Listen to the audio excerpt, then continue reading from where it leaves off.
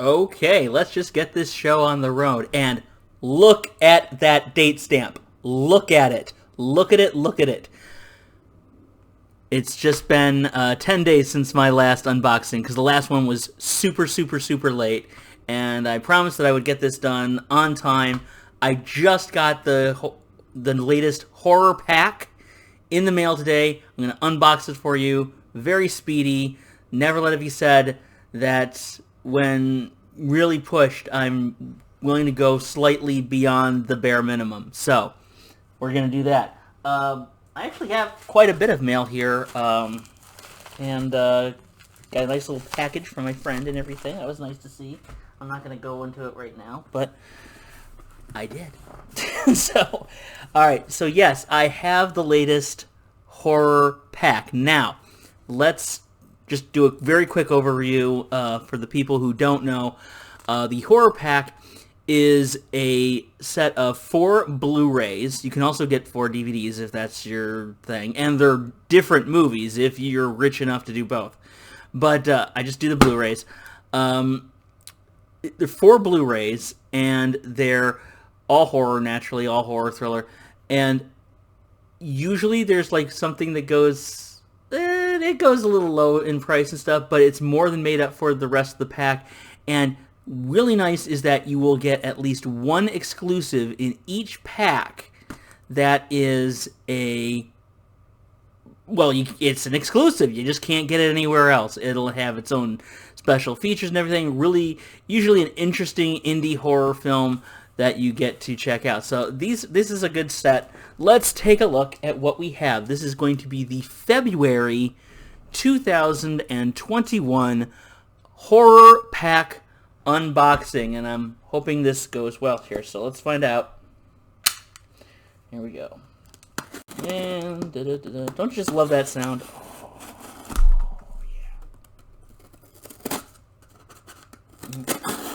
yeah. There we go. There we are. Okay. And so we have that. And let's see. All right, now I'm just going to take a very quick look at the sides here. Okay, it's this one here. Okay, so I want to make sure I do the exclusive last, basically. Okay, so what do we got? Oh, okay. Interesting. Critically acclaimed film, very critically acclaimed novel, hugely critically acclaimed author, who I usually find a little too grim for me, but it is Jack Ketchum, The Lost. Jack Ketchum's The Lost. I remember this. I remember actually reading the book, actually, and it's kind of about that, dark voyage of the soul and everything like that, where you have this group of young people. One of them is just a sociopath and does something horrible, and like how they all kind of get wrapped up in it. Yeah, it's a big movie. It's like Chris Sivertson was the director on this one, and it's got a good cast on it. I want to bring up the good cast here. It's got people like Robin. Well, I'm going to bring them up actually in a second here, because I think it's kind of interesting. They have Robin Sidney, who we all know from the Full Mooniverse there.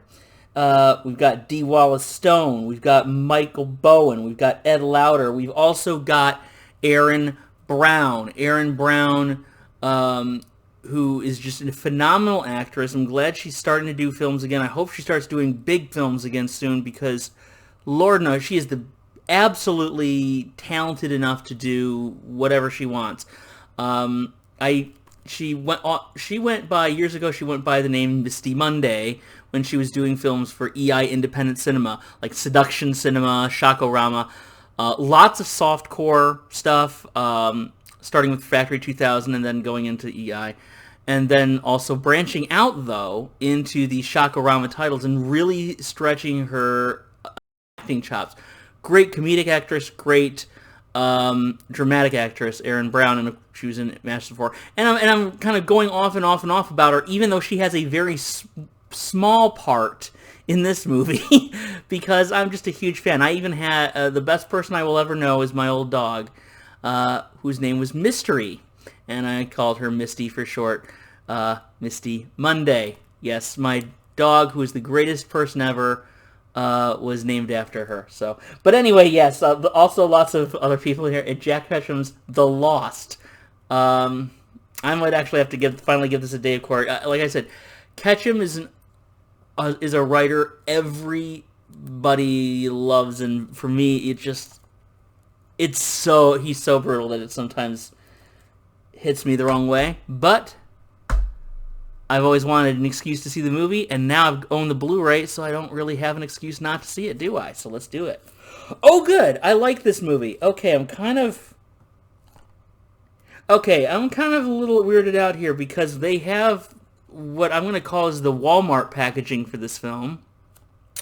But I don't believe that they've done anything to edit anything else out of it. Why do I call it the Walmart packaging? Because despite having the inverted pentagram on it, it's called Panic. This is not the name of the movie. This movie is called Satanic Panic, named after the mass religious hysteria that occurred throughout the 80s and 90s, and let's be honest, among several more religious circles, it still happens today. But this is actually, I've seen this movie. It's very funny, even and yet has some like real dark parts to it too. It's a great movie. Haley Griffith, Ruby Modine, Jerry O'Connell, and Rebecca Romaine. And it's about this pizza delivery virginal pizza delivery girl who finds herself the subject of a possible sacrifice amongst the wealthy Satanists that live in the nice part of town, and that's how they stay young and wealthy forever, is because of Satan power. And I like this movie a lot. It's gory. It's got a lot of humor. It's got some heart. It's got some drama. The packaging is lovely, but the title is off. It says Panic. It's called Satanic Panic. Say it, Satanic Panic. If you can't say it, what the hell are you gonna do? All right.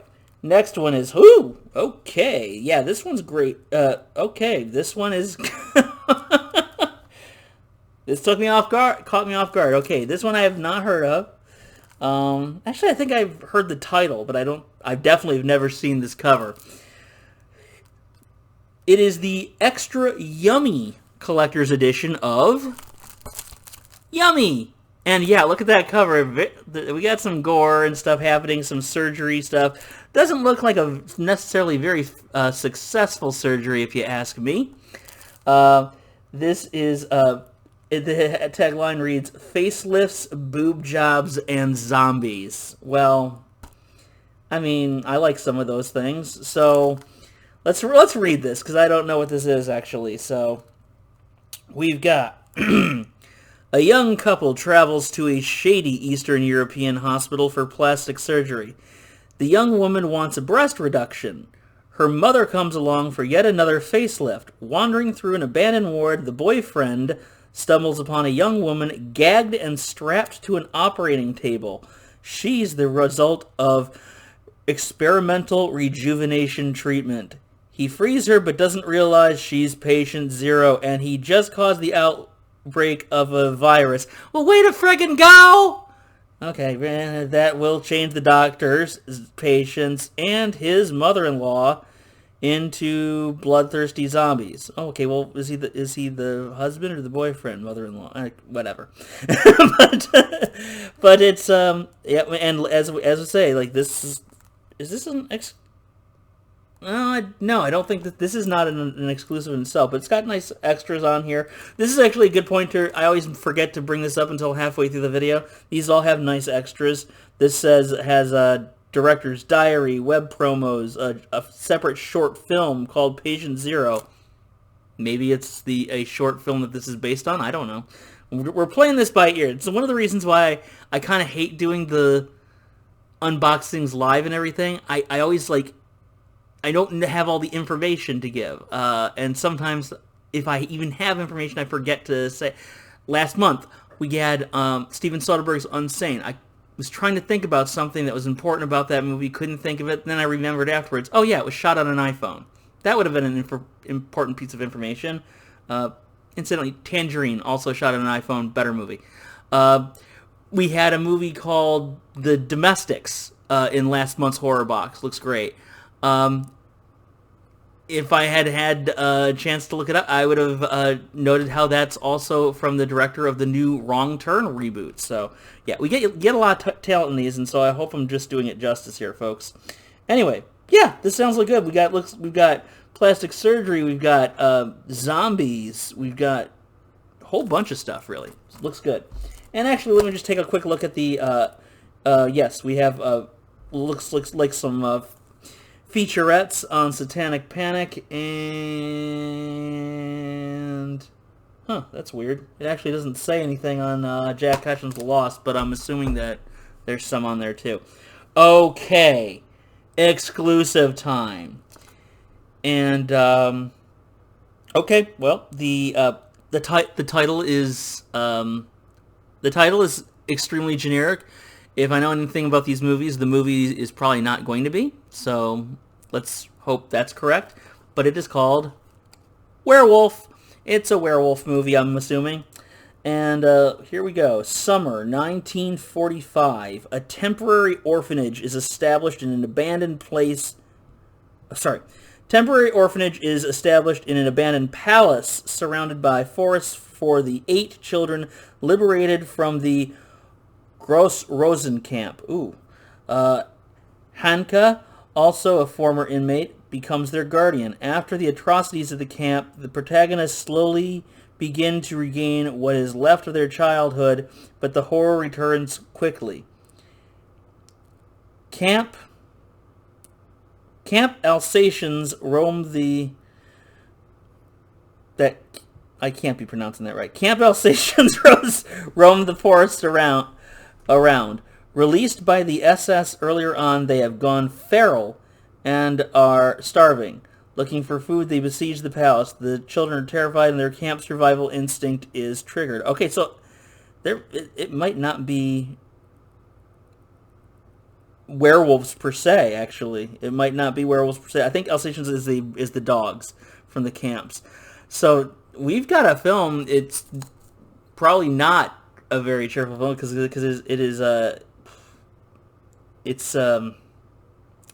it deals with undoubtedly the most horrendous historical event in the last 100 years, namely the Holocaust. But yeah, it sounds like it gets into the spirit of things, spirit of these people and what's kind of haunting them.